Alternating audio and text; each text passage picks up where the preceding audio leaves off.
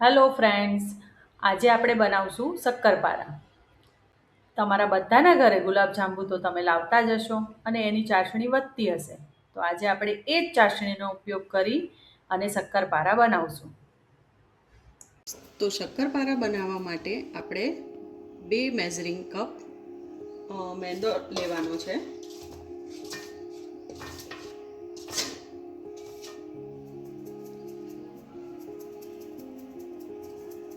તેમાં મોણ નાખવાનું છે.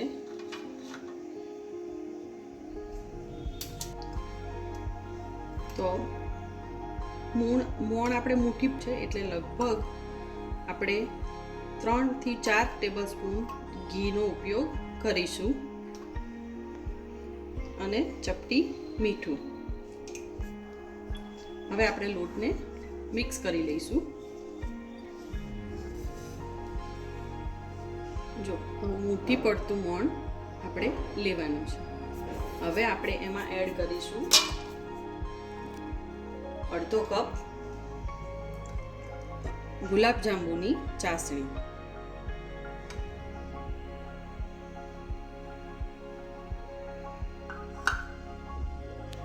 એને પણ સારી રીતે મિક્સ કરી લઈશું.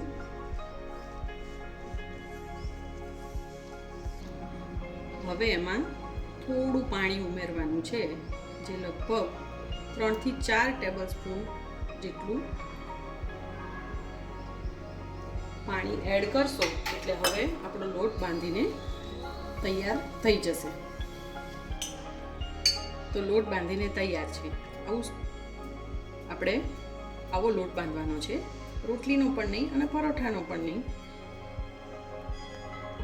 હવે મેં એક ગોયણું તૈયાર કરી લીધું છે, જેને આપણે વણી લઈશું.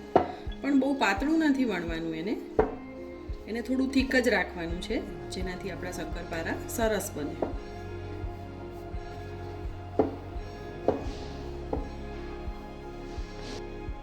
જો હવે મેં આ પરોઠાને વણી લીધું છે. હવે આપણે એને કટ કરી લઈએ.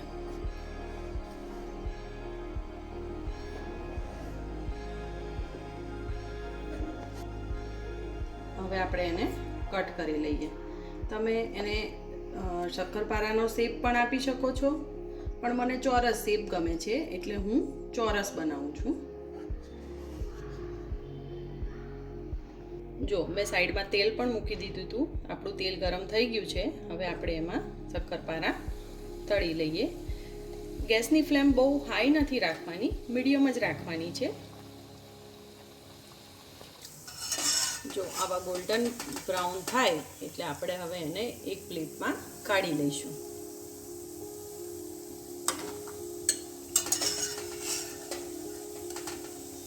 તો આપણા શક્કરપારા બનીને રેડી છે.